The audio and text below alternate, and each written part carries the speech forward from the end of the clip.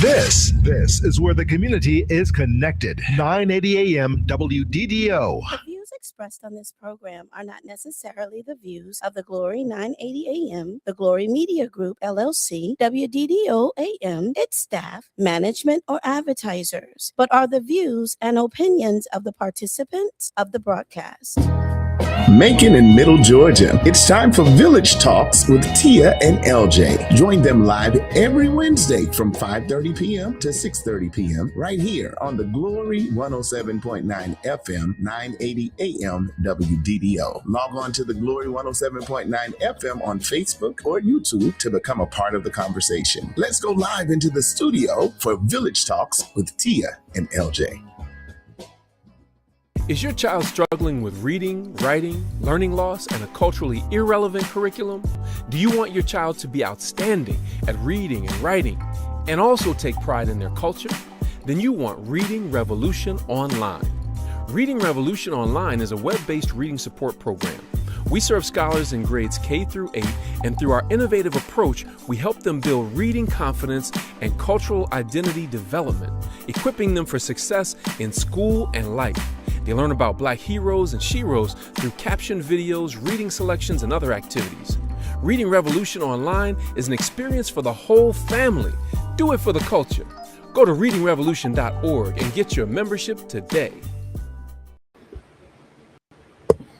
Good evening. Good evening. Welcome to Village Talks.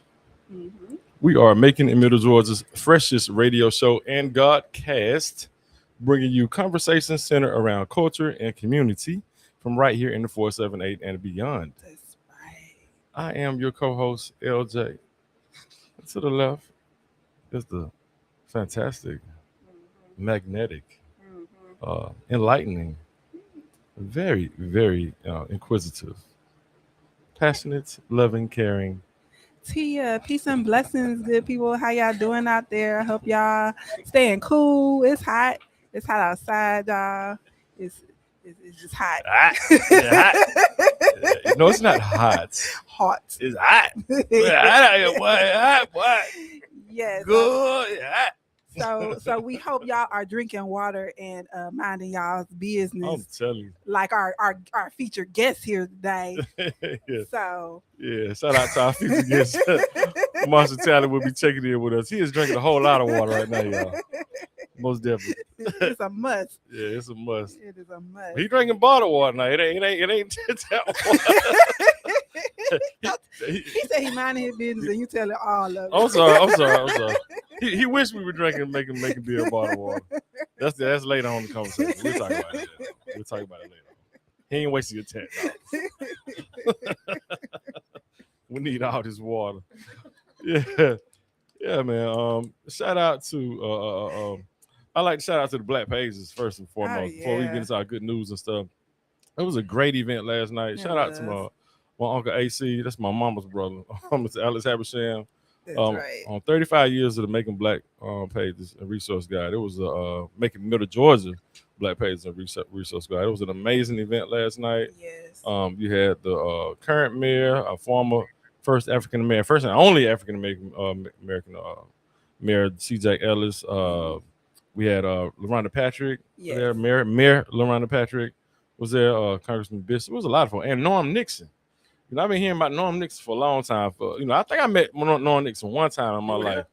Yeah, Norm Nixon was there, and it was great. You know, you always hear about Debbie Allen husband. He played with Magic Johnson and all this kind of stuff. But yeah, so it was good to see everybody that was in. It was an amazing event. It really was. Yeah, so it was good history. And that's what we're doing. We're trying to we'll recognize our past so we can empower our future. That was the motto of that. So Sankofa. It's very Sankofa-esque. Yes. Most definitely. But yeah, we're gonna try to speed through this first part of this show so we can go ahead and get us our special guest and get it going. That's right. Yeah, you got some good news. First and foremost, I'm sorry. We are on the Glory 107.9 FM, y'all. So that is 107.9 FM, 980 AM WDDO on your radio dial. And we're also on Facebook and YouTube and Twitter.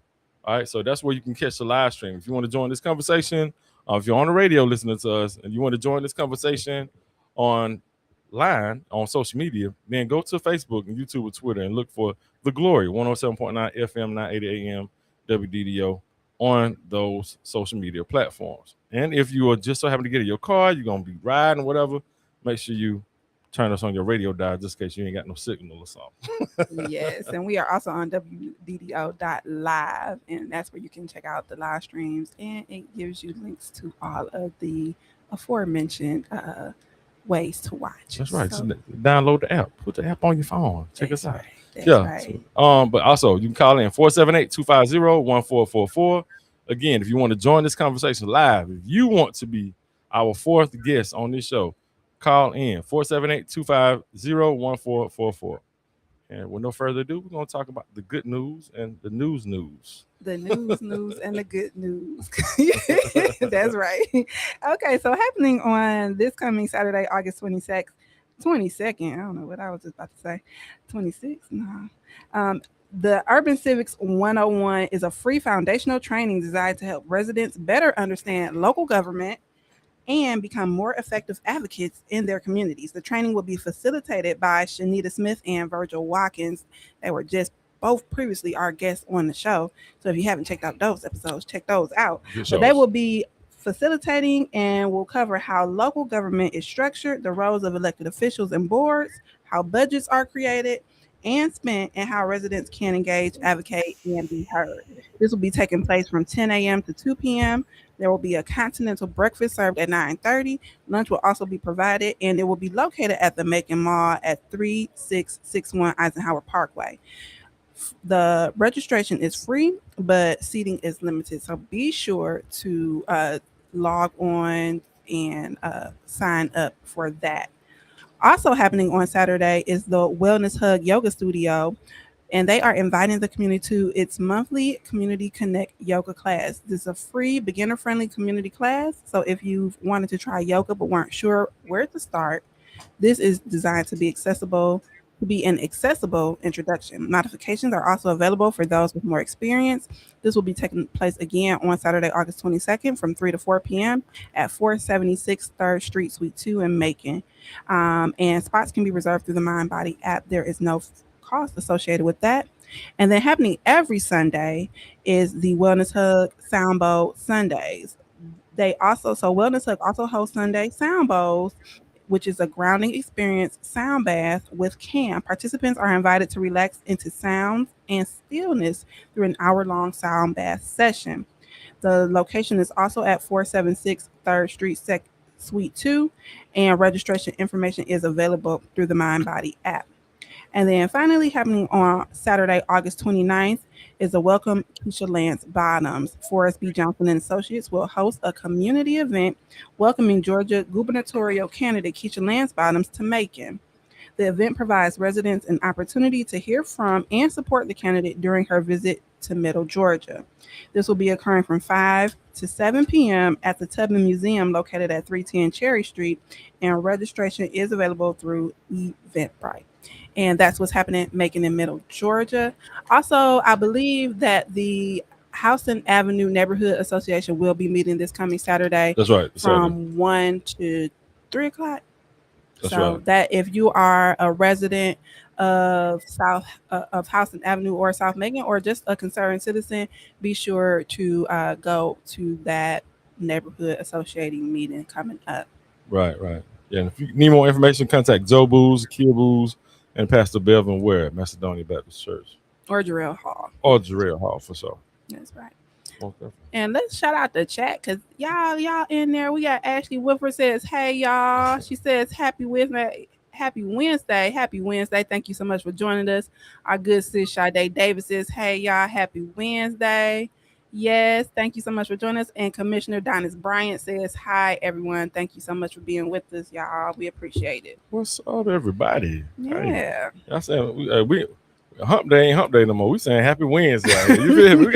We got some great listeners. They feeling good. We need that energy. Yeah. Happy Wednesday. Happy Wednesday. It used to be hump day. Just trying to get over the hump. Trying to get over it. It's the midnight. Nah, we feeling good on a Wednesday. That's great. That's what's up. Good stuff. That's what's up. All right. And so we're gonna try to keep this thing moving, right? And so, but we gotta shout out our sponsors. Oh yeah, go ahead. Okay, so shout out to our sponsors, Roscoe Tours.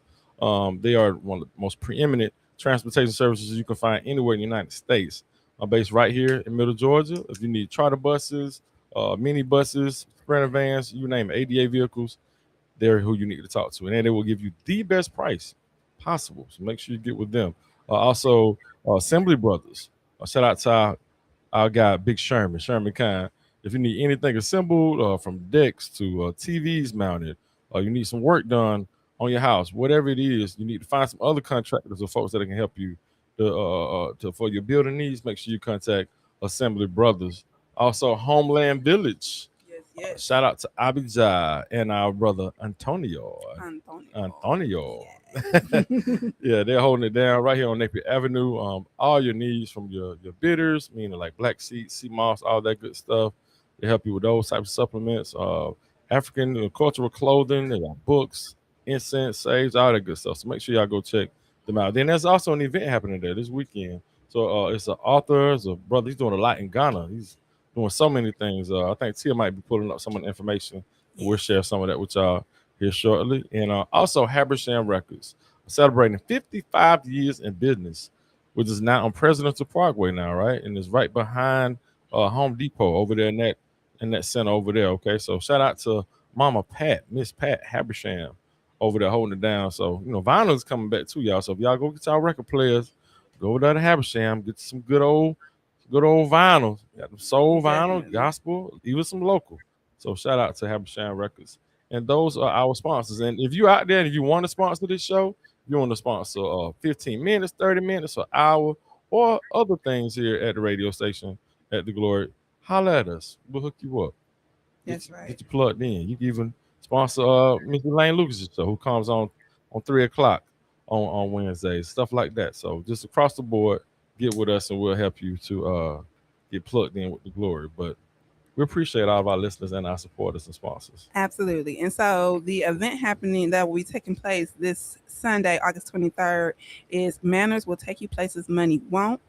This is a book signing or film screening and book signing with Kashawn Myers, who is the executive director of Habisha.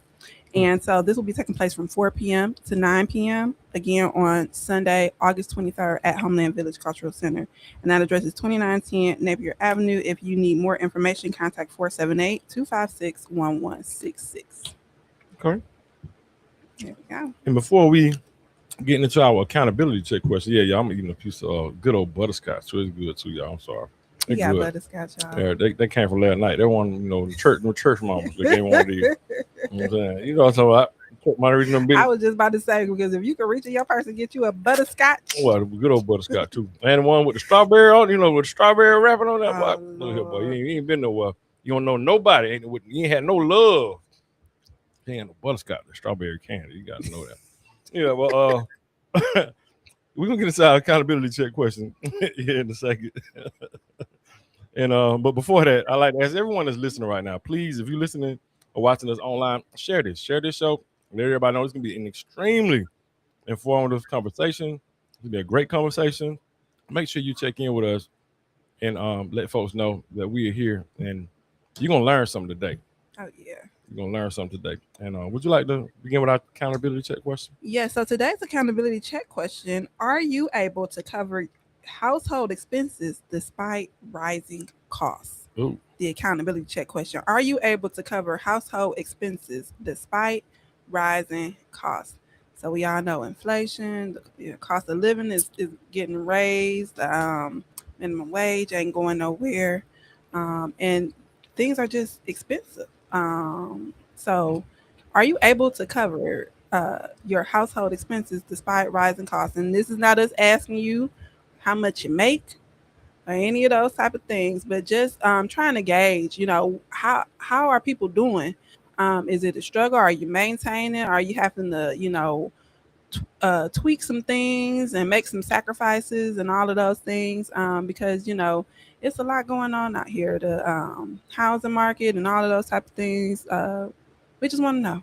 Yeah. So if you are inclined to share, please feel free to give us a call at 478-250-1444 or join us in the chat on YouTube, Facebook, or X, previously known as Twitter. Oh yeah. You want me? What say you, LJ? I'm about to say, you want me to answer that He question? about You to. want me to answer? We about to bring you off. Hey, boy, it's rough out here. It's rough. It's rough out here. You feel me? It used to be a time, what they say, well, you used to want to try to make $30,000 and $35,000 a year for a salary to try to, man, please, you gotta make I think they said you gotta make at least 100,000, like 100K a year to, like, even to be in position just to buy a home now, like to be a homeowner now.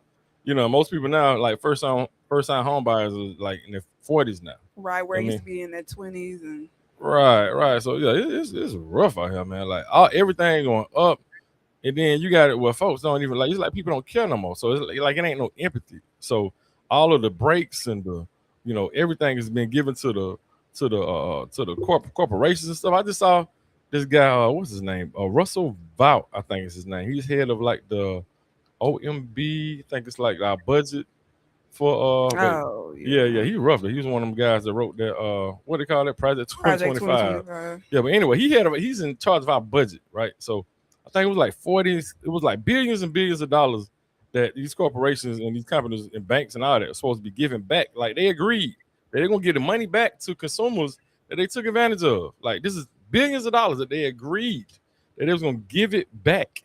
And this man said no. Right. That these corporations who admitted that they got over on average working class Americans, that you don't deserve these billions of dollars that we got over on you for. Like, so this type of climate where the poor getting poor and the rich getting richer because people are becoming billionaires left and right. Crazy. We got a man just became a trillionaire not so long ago. What Elon Musk a trillionaire now? He's a trillionaire. He was worth like $100 or $200 billion, like 3 years ago. So this man made $800 billion like 2 or 3 years. And folks, and how much of that is coming from government contracts with the United States? Let's talk about stuff like that. But it's absolutely insane. Commissioner Donis Bryant says gas is a grocery bill, and people are robbing Peter to pay Paul. Absolutely, it's a lot, a mess going on with affordability, which is why we have an amazing guest that who definitely was talking about in his campaign, protect the customer, help the household, and prepare the next generation. And so when we talk about affordability and things of this nature, I think that this is his expertise, or so it would be as it relates to the water board. So we definitely want to go ahead and bring on Mr. Marshall Talley, the newly elected board member of District 2 for the Macon Water Authority. Appreciate y'all for having me. Appreciate you being on here, man. And this is my longtime partner too, man. This is my guy right here too. You know what I'm saying? He been in, he doing this water authority thing, but everybody knows right here no talent. They know talent. I don't know, man. They act like they don't. They act like I just jumped out here.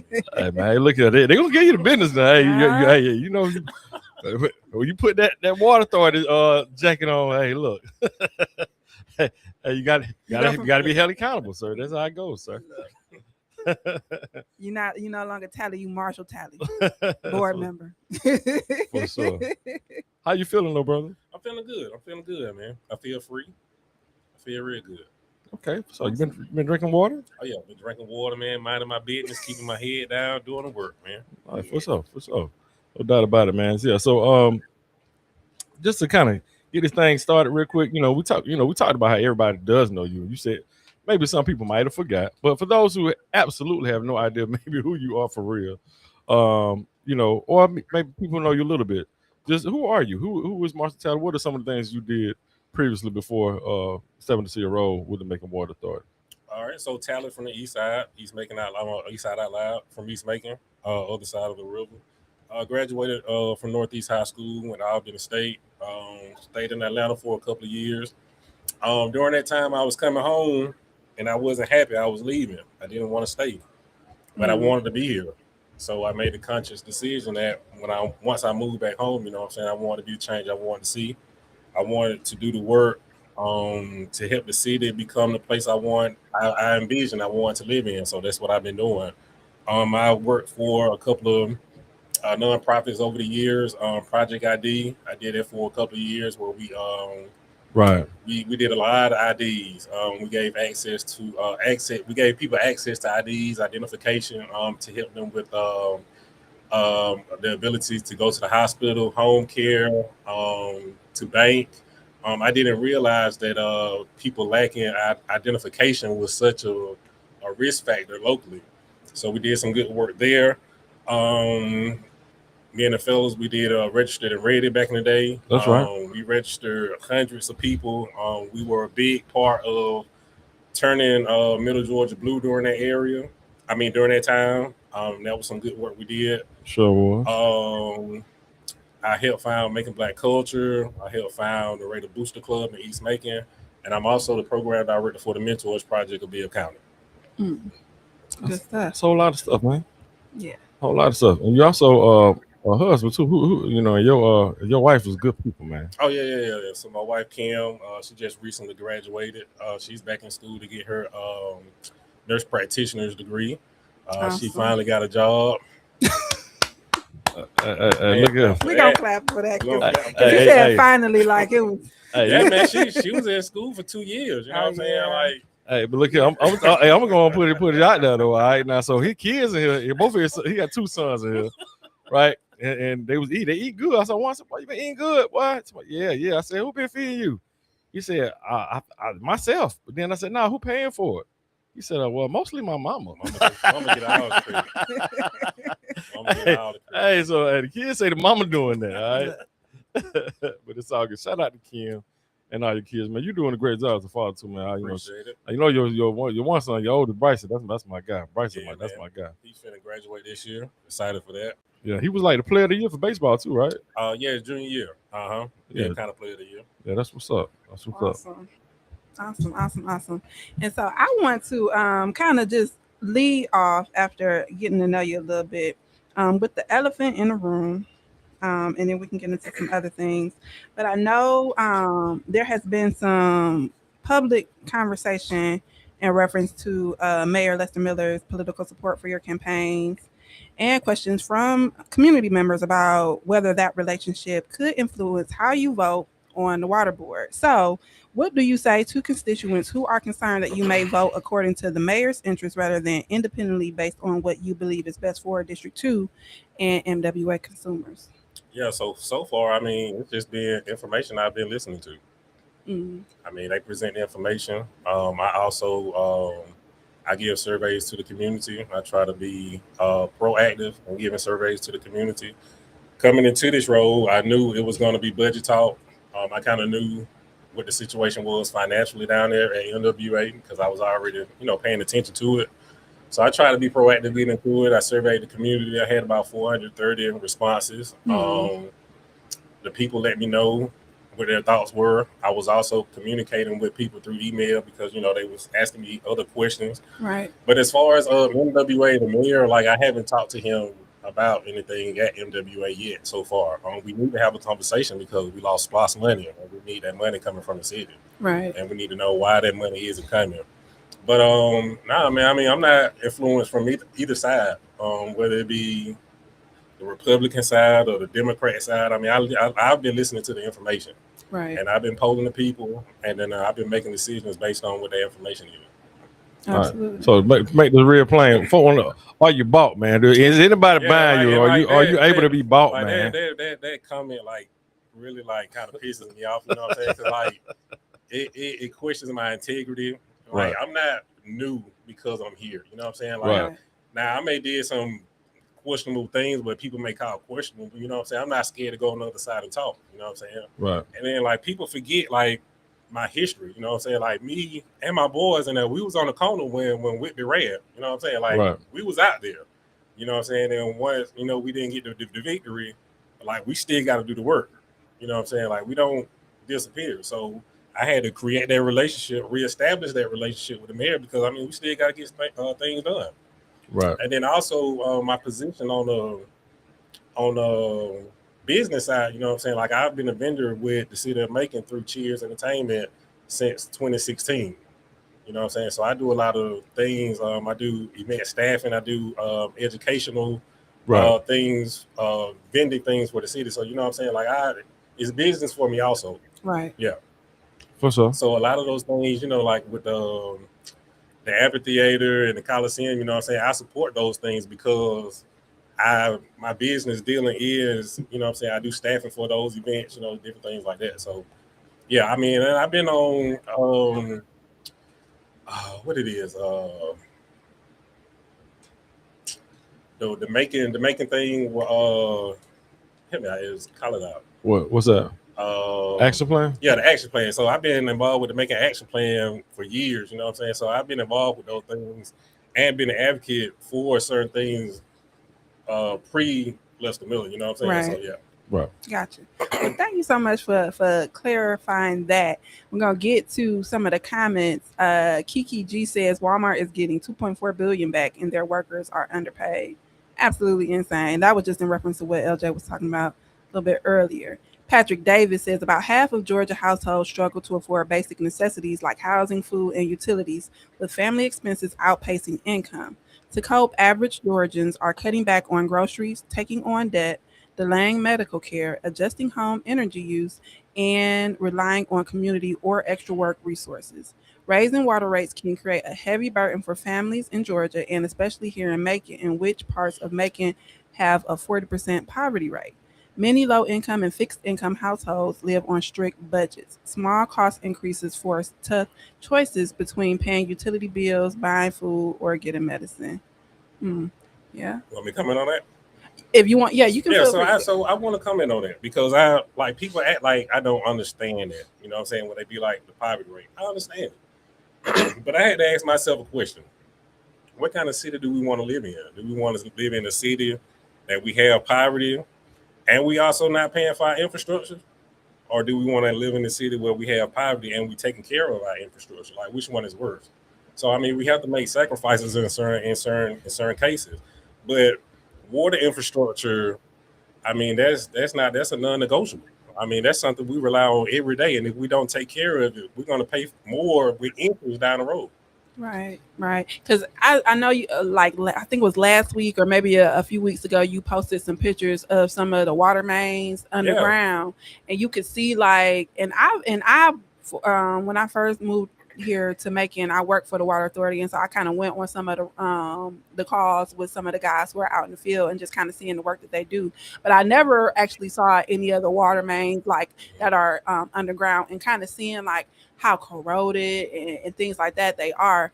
And I know that we have water treatment centers and things like that, but just even understanding that corrosion and the part that it can play in the role that it can play in, and what happens if there's flooding and things like that, and that and building up, what do you say about that, and you making the decision to invest more in infrastructure versus just letting things continue on in the way they've been going for, it seems like, kind of decades? Yeah, so I want to throw a fun fact out there just to give you a kind of visual of what we really working with. Okay.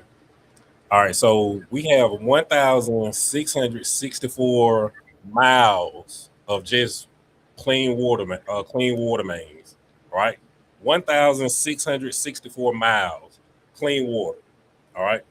We got another 1,000 miles of sanitary sewer lines. Okay. Add that together, that's 2,664 miles of lines. Right. Put that in a straight line.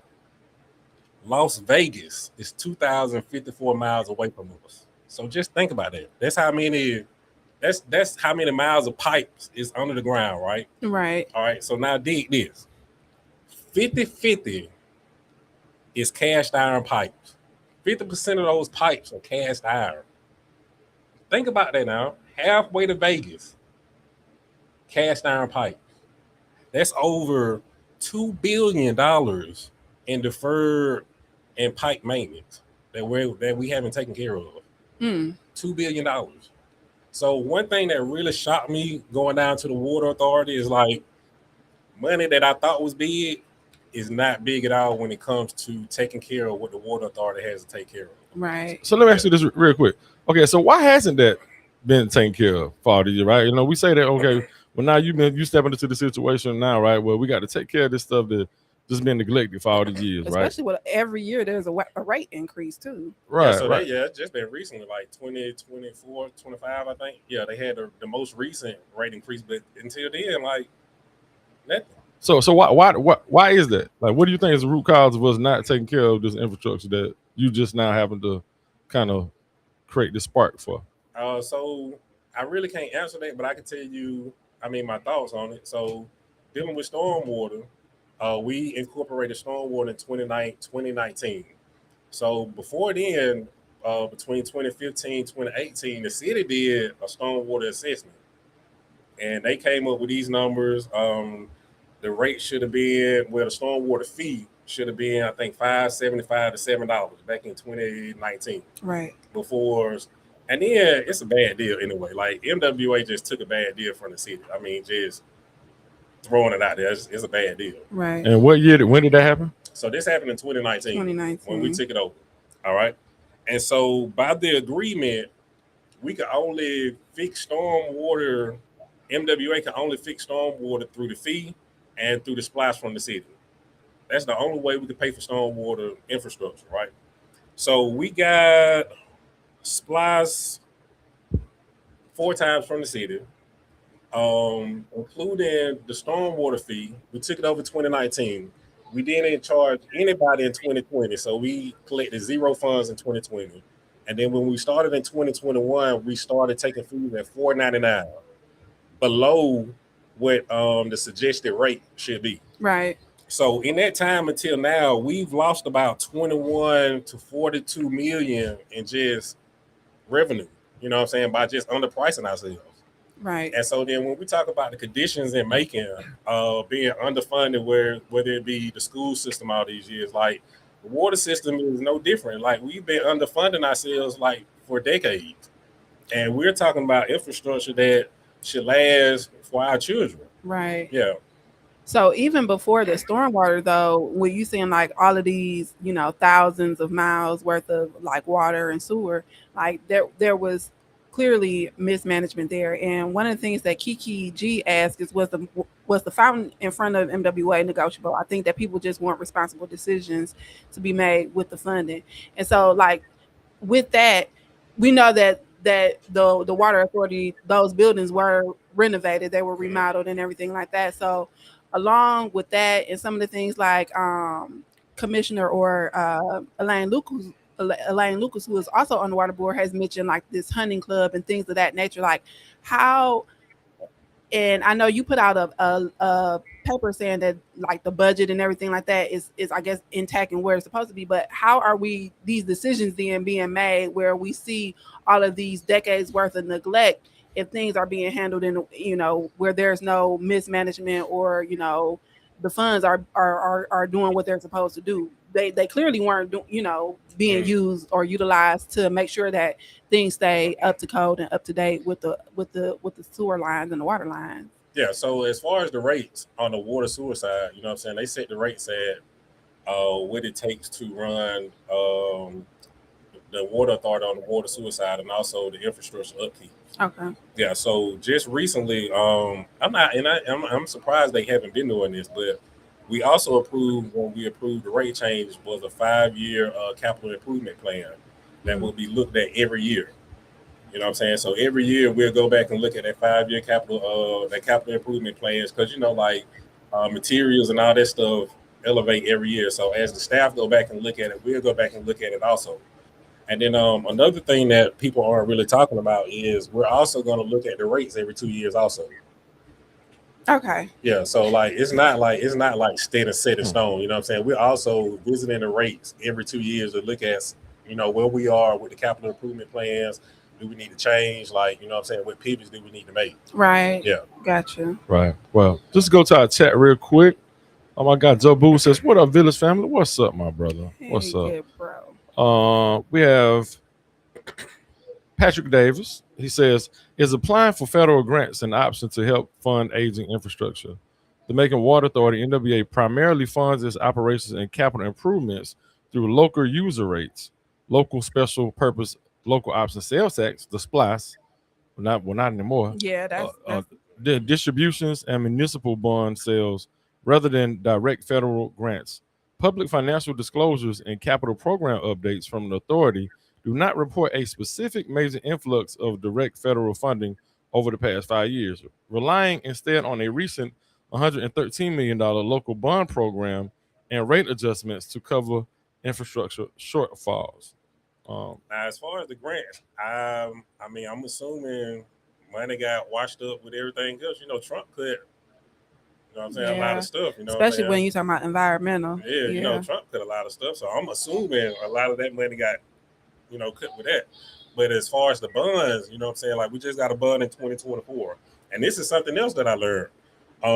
As far as like with the rates. Bond companies want to see certain things that you're doing in order to guarantee their bond that they're giving you. So them seeing us do an increase on the rate, you know what I'm saying, like that was a big decision on that end as far as like when we come back to ask for more money, because we will have to come back and ask for more money.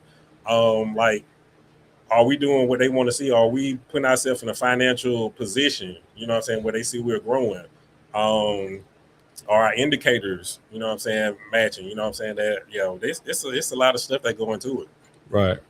Okay. Renata Scott, she says, good evening. For many families in Macon Bibb, the answer is barely or no. Groceries, utilities, housing, insurance, and transportation continue to take a bigger piece of the household budget. People aren't necessarily spending more because they're living better. They're spending more just to maintain the basics. And we need more living wage jobs in Macon Bibb, where one job will help provide the basics. That's for sure. Kiki G then says, this is frustrating, though, because why are such poor decisions being made? Who was responsible for the mismanagement? Transparency is crucial when public trust is being eroded. And to be honest, I don't even think it's mismanagement. It's just so expensive. Like, so I just want to like throw this out here, right? All right, so our stormwater budget, right? $5.2 million. All right. The cost to fix the levee, just the levee by itself, is $29 million. You know what I'm saying? So like it's very, very, very expensive. Like the last bond that we took out, like we're not working on no pipes. Like it's all facilities, like facility upgrades. Like it's so expensive. Like that's one thing that was very shocking to me. So ideally, right? So has there ever been a feasibility study or a study done that gives us projections on both ends to where we know in a ideal situation of what would it take to fix the root cause of these issues that we have in our infrastructure, right? So, okay, we would say we're projected to make how much ever money that we're making through all the various ways that that making Water Authority pays for stuff and, you know, draws in income. And then how much money is it going to take to fix these things? And then over a certain year period, we'll say, okay, by the year 2050, if we have this amount of money that we're collecting, then we'll have these things fixed within 20 years, 30 years. What, like, right. Is there a plan like that? So I will be sharing that with Mr. Warner, get that to me. But the big number is I want to say 2.3 billion. 2.3 billion is how much it costs overall. Yeah, for everything. Overall. Yeah, that's overall. Yeah. For everything. Yeah. Okay, so now the plan is how do we break that down year by year while keeping rates affordable, while also, you know, looking for other financial instruments, financial tools to help us, you know what I'm saying, and get the work done. So to a certain degree, wouldn't that still kind of be like neglect though? To a certain degree though? But I mean that's the position we in, dude. Because with the Water Authority, we have bonds and we have bonds that we get the money from, but we only make our money through rates and fees. Like we don't charge taxes, like we don't do none of that. We make our money through rates and fees. So in order for us to make up for that, we have to charge more on the rate. But we can't charge, we can only do so much on the rate. You see what I'm saying? Because how our community set up. So, and I think one of the things that LJ was kind of alluding to with all of the facilities upgrades that you mentioned, the renovations and things like that, is there a possibility where there can be monies set aside where, okay, we're going to be covering, however many miles worth of maintenance for this infrastructure for the pipes? Yeah, like so all that's in the capital improvement plan.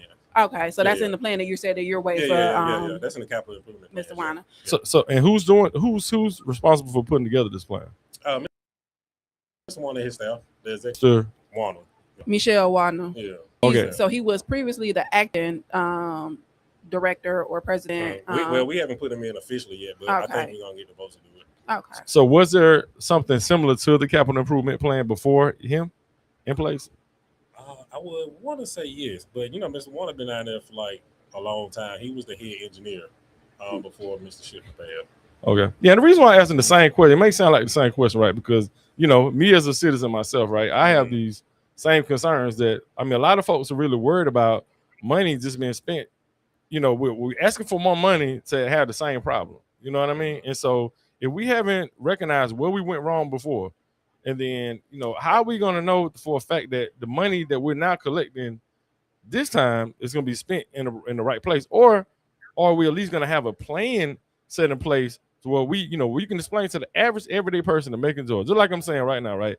We can say by whatever year in this capital improvement plan that if we keep upping these prices or whatever we're doing to collect this money, then these things are going to be fixed. So we won't have to be coming back here doing the same thing, talking about the same stuff in 2050. Because from my understanding, I think you even posted some stuff, which I'm happy that you are, for one, that you are educating the community about a lot of stuff, because a lot of stuff I hadn't even seen it before, right?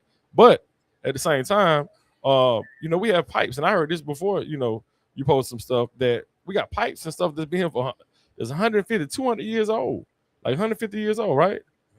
And they've never been worked on, never been fixed, never been, nothing. You know what I mean? So that's that's since the beginning of making history. Keep in mind what I just told you, LJ. Halfway between Macon and Las Vegas is cast iron pipe.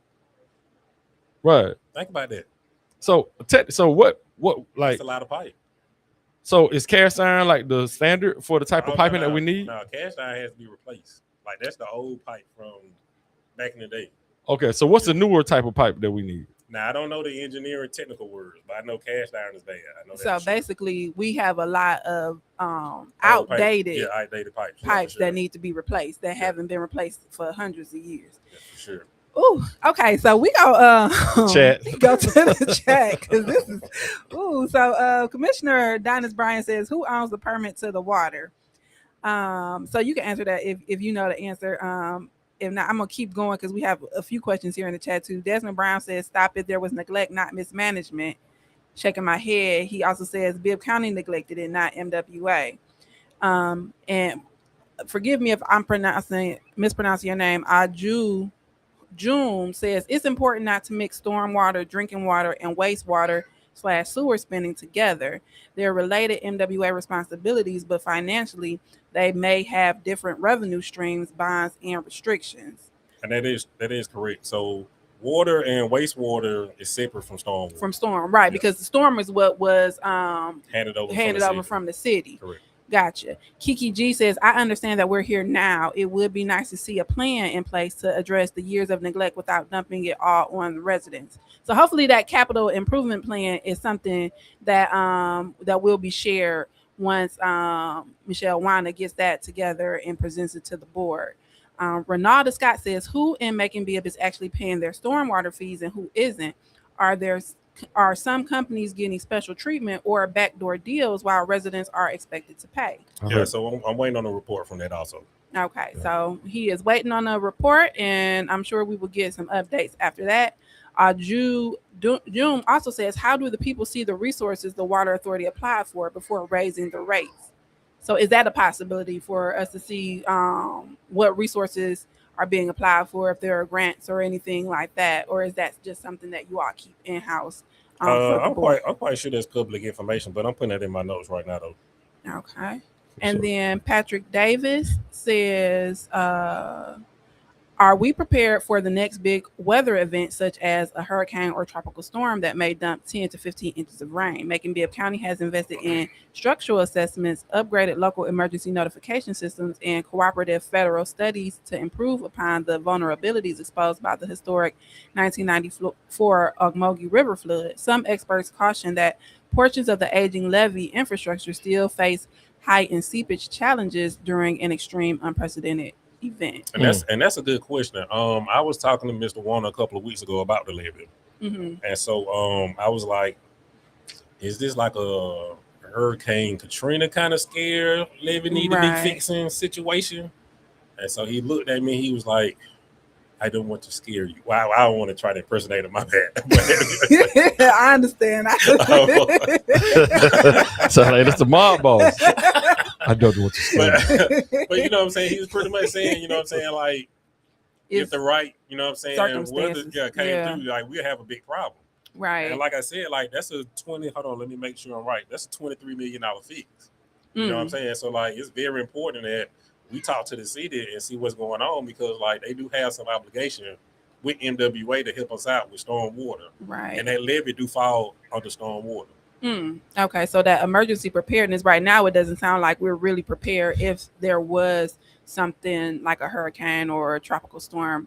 And not to say that we aren't prepared, but there is also a possibility that it could be more devastating than if we don't get that fixed. For sure.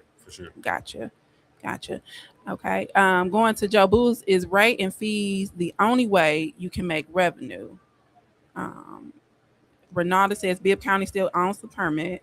Yeah. Well, I want to say something real quick about what Joe Boo said. Is rates and fees the only way that we can make revenue? Because I ever heard Mayor Ellis, he said something to you in one of the Water Authority board meetings. He said something to everyone. He was talking about how there was once a plan to bottle up the water. Since one time we had like best taste of water like in the country, of being able to like bottle up our water and selling it.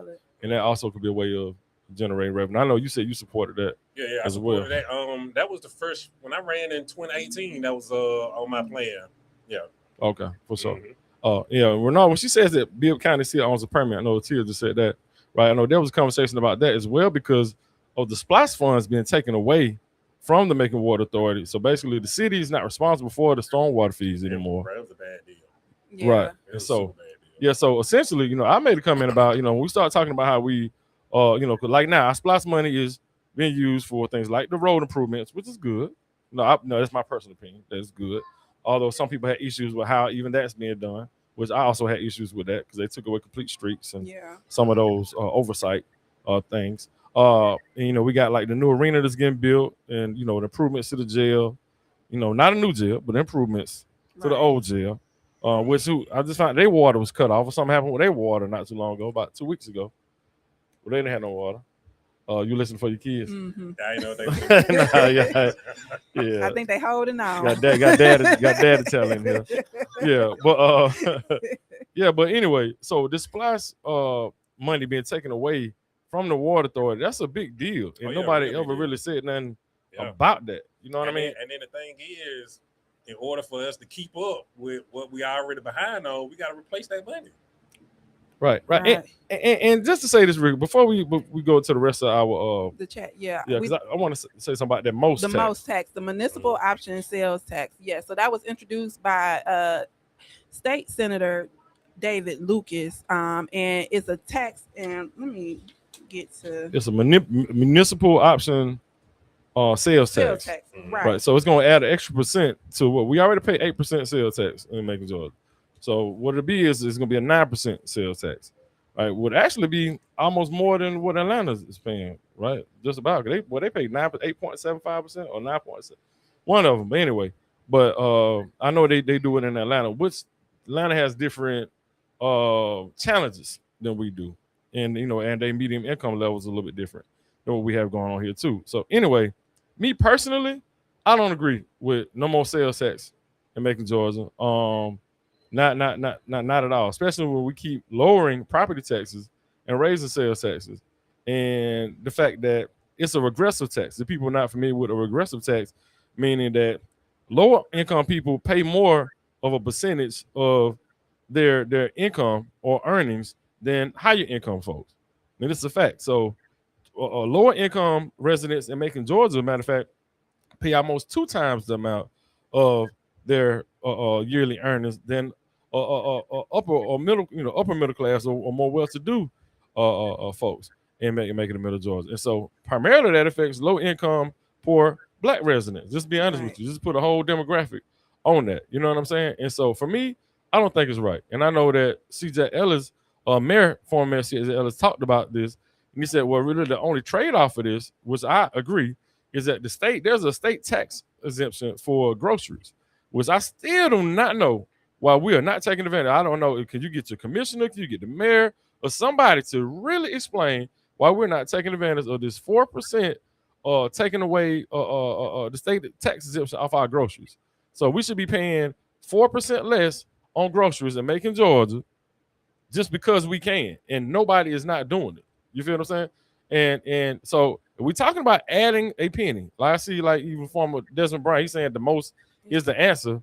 I'm saying somebody need to explain it. Yeah, because if we're saying that the rate increases are not going to are putting a burden on a community, on customers, on ratepayers, how is this tax not going to put a further burden and more of a burden? Because people are you're gonna be paying more than the 201 increase from the storm sewer fee and sales tax. Oh, so absolutely. you're gonna get that 201, not just that was that $24 a year versus however much you are spending every time you are going to the store or wherever you're going here and making bibs. So it's definitely going to be more of a burden than just a rate increase. And so to me, there has to be a conversation about, we might not want to see rate increases, but do we want to see rate increases over my sales tax is steady going up? And so that's just basically we're footing another bill. And how are we even going to be sure that if we are paying this most tax, that's going to stop rate increases, number one, and how long is it going to take for all of these improvements to be made? Or is that, what's the end goal with that? Like, how is that going to actually impact us, in the long run? Yeah, what do you think? So when it comes to MWA, I like the potential revenue that it could bring in. I think they projected it over a certain amount of X of years, and to bring in, like, I can't remember the end number, but it ended with a B. And that would take care of a lot of our infrastructure problems. But I would like to see capital improvement plan, where the money going, the whole 9 yards before I would like approve anything like that. I mean, because like you said, I mean, that's still taking more money, out of our pocket. So, definitely got to see the capital improvement plans, what we plan to do. All the whole 9 yards. Yeah, absolutely. Now I see former Commissioner Desmond Brown said, I just did the grocery tax can be lowered, but that's got to be done beforehand. And that education needs to happen like right now. Like how we having this conversation on Village Sauce, the Macon Water Authority and the board, and anybody that's introducing that, like Senator David Lucas, Mr. Lane Lucas, yourself, other members, what's the name, Beckdale, and everybody else that's involved in the Water Authority and the city and the county government. Because I mean, that's also a city thing. Like commission should be talking about how we can take advantage of this state tax exemption that we get for groceries, because the majority of the sales tax that the lower income residents are spending is on groceries. You know what I mean? So, it will essentially kind of be a trade-off. It will help us. Well, maybe this could be a conversation. Okay, maybe we can add this sales tax to help with this infrastructure that could cause us a bigger problem if we do face a disaster, or we have these issues or whatever.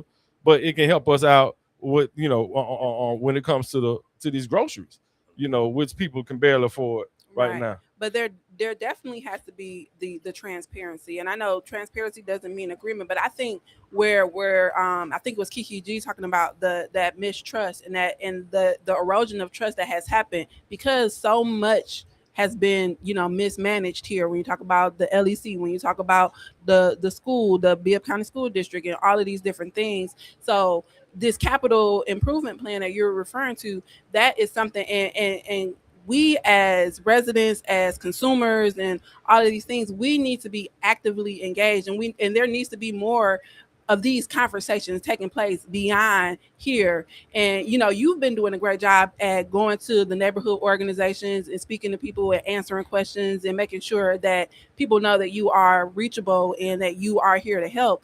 But we need more of that, because there's so much misinformation and lack of education, and we're just expected to just accept things as they are without understanding what is what is it going to do and Just how do are it. we going to benefit? Yeah, like just trust me.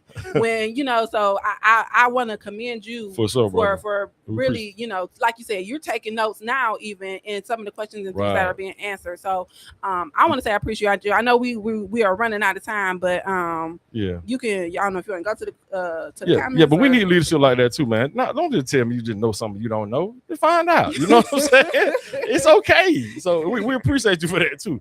Because you do come with some information. Now, once you do go in the lab, you come back out with it. I'll tell you that. Yeah, You know what I'm saying? absolutely. Yeah. But we have a great question right here, or a great statement that said, and this is something for our residents and all our listeners. Y'all get on this because it's gonna take more than a few people to advocate for this. So Ms. Aisha Warner Ellen says the commissioners don't have the votes needed to pass the grocery exemption, which is Insane. yeah, because for one, I haven't even heard there being a conversation being had about this grocery tax exemption. And so if we're electing any commissioners in Macon, Georgia, that don't feel as if we can take advantage of a 4% sales tax exemption off groceries, which you have counties like Cherokee County and like counties got like almost 3 times the median income of Macon-Bibb County, that are taking advantage of this. And so we're trying to figure out, like, why aren't we doing this? What are the pros, the cons? Is there, how does this hurt us if we do this? So we need to find out from your commissioner why we not taking advantage of this 4%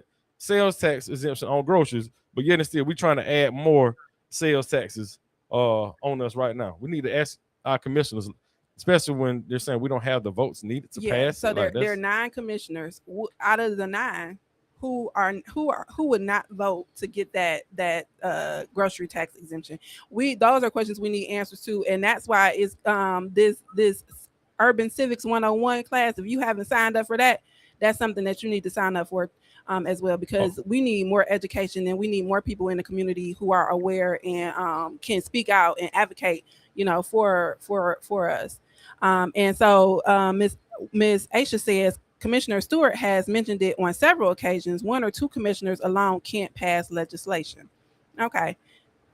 And so before we go, because we are running out of time, Tally, is there anything that you want to leave your District 2 constituents with, just Macon-Bibb as a whole? Is there any final words or final thoughts that you want to provide to the people? Yeah, so I just wanted to run down what we did approve at the last meeting.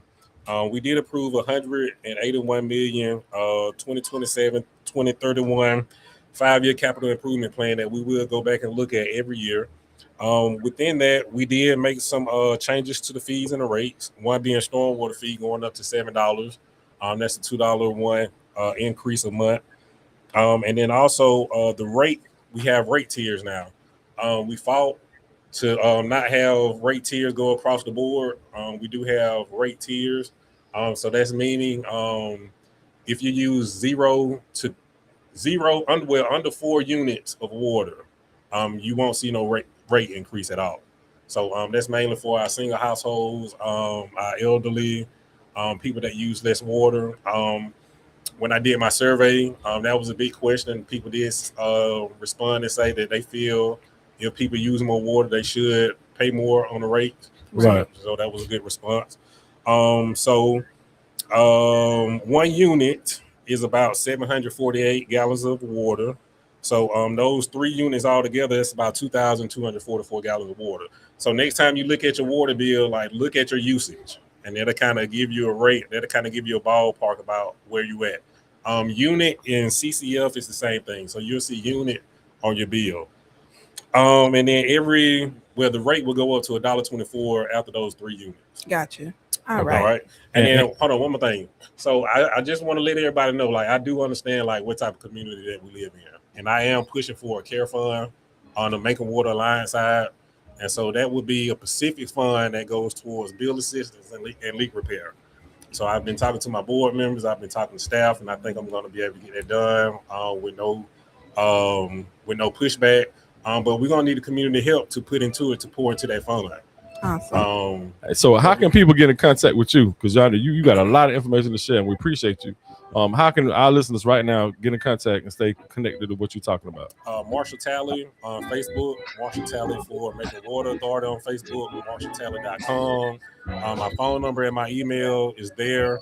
I'm always accessible. Catch me at You've Bradley been on the listening weekends. to All right. Thank you so much for joining us, Tyler. We appreciate y'all. Thank y'all for tuning in. Tune in next week. right Peace. here On Village Talks. Peace and blessings. FM 980 AM WDDO. The views expressed on this program are not necessarily the views of the Glory 980 AM, the Glory Media Group, LLC, WDDO AM, its staff, management, or advertisers, but are the views and opinions of the participants of the broadcast. Connecting the community through gospel. The new 107.9 FM, W300EB, Macon, and WDDO 980 AM, Perry. Connect.